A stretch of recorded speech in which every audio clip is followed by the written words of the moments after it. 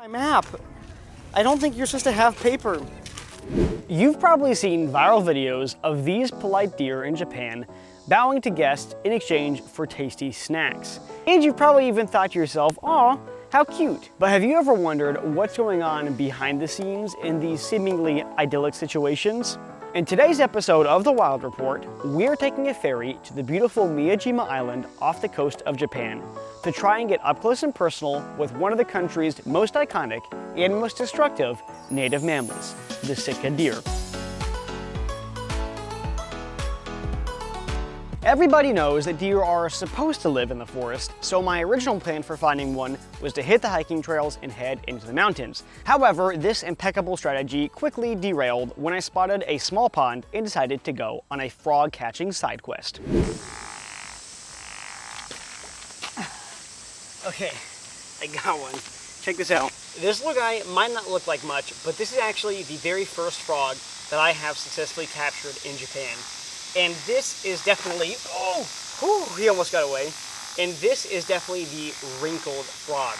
Now the reason that this is called the wrinkled frog is because the skin on the dorsal half of its body is actually punctuated by this kind of series of little wrinkles. Other than that, there's nothing super distinctive about this frog. They have a kind of pretty mottled brown coloration generally, but they aren't as vibrantly colored as, for instance, some of the tree frogs that we might get here. And I think that works fine for them because they typically are only going to be found in these shallow water, stream and pond type environments. And they also do really well in rice fields. And in those ecosystems, the substrate under the water is usually going to be pretty brown in color, just like the wrinkled frog. This is also nowhere close to being the largest frog here in Japan. And so as a mid-sized frog, it is ecologically kind of in a similar place to snakes on land, where it is eating mostly aquatic invertebrates and helping to keep those populations in check. But more importantly, for a frog of this size, it's food for a whole host of higher level consumers. Really glad we got a frog finally. It took us quite a few days of exploring to catch one, and I think they're pretty unique with these wrinkly dorsal ridges. Thanks, friend. After finding literally no deer in the forest, I decided it was time to change my tactics. So I headed to the urban outskirts of the island, and sure enough, there was an entire herd of my target species. But these deer were not the skittish and shy animals that I'm used to encountering back in North Carolina. In fact, they were almost scarily tame. Now, even though there's areas of Japan like this one where the Sika deer are extremely tame, these are actually the only native deer here in Japan. And there are a couple of things about them that make them special. For one thing, the Sika deer retain these juvenile spots even as adults. And that has actually made them a very popular game animal worldwide, but they're a native species here to Eastern Asia. Now on mainland Asia, and especially in the colder areas, these deer, especially the bucks, can get over 300 pounds. But on the Japanese islands, typically even the mature males are only going to be around 150 pounds at the most. Now as deer and as ungulates, the Sika deer are, of course, herbivores, and they're specifically browsing animals. So here they're actually grazing on grass, but they will also feed on the young and tender shoots of new growth plants. They can also eat sticks, nuts, berries. Pretty much any plant material is digestible by these deer. They have some extremely effective molars, as well as this sandpaper-like texture to the roof of their mouth that helps them break down those plant fibers. But because plants don't have very many calories, most of a Sika deer's waking hours are spent feeding.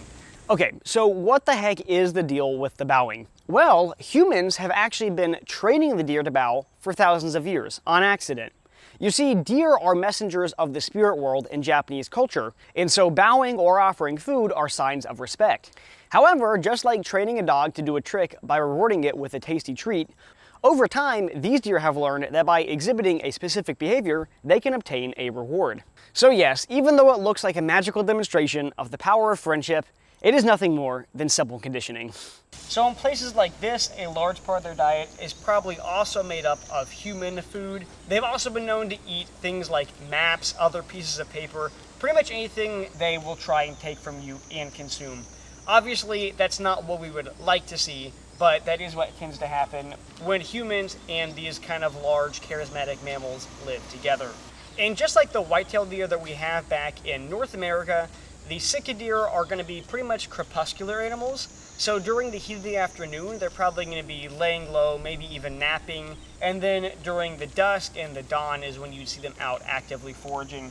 Their primary senses are going to be their smell and their hearing. So they have these really incredible disc-shaped ears that help kind of centralize any kind of sound signals that are coming to them to help pinpoint the direction. And they also have a ridiculously powerful sense of smell. Their eyesight is not great. We're not even sure if they can see very many colors, but their eyes are on the sides of their heads to give them kind of a very wide field of vision for detecting potential predators. Now, speaking of potential predators, there used to be a native wolf to Japan, which of course was exterminated like pretty much every other large mammalian predator in the world. And because of that, Sika deer are kind of a nuisance species here. So they are an agricultural pest. They will go into rice fields and into vegetable gardens and kind of like they're doing here, just absolutely eat all the vegetation. And over-browsing is also a problem, even in places where they're wild here, which is technically everywhere. And that's when they're eating too many of those young and tender shoots that are coming up out of the ground, especially in the springtime. And so the forests are no longer really able to regenerate properly. So for now, it seems like the Sika deer is an iconic, if overabundant, part of the Japanese landscape. Thanks so much for joining me on today's adventure to learn the truth about the friendly deer of Japan. If you enjoyed learning about this species, I highly recommend checking out my white-tailed deer video if you'd like to learn about the most common deer species in North America. And here's your sneak peek at the species that's going to be featured in our next episode of the Wild Report. And I am particularly excited about this video, so make sure you don't miss it. Well, I'll see you on our next adventure. But until then, stay curious and keep adventuring everywhere. This has been Zeno of the Wild Report, signing out.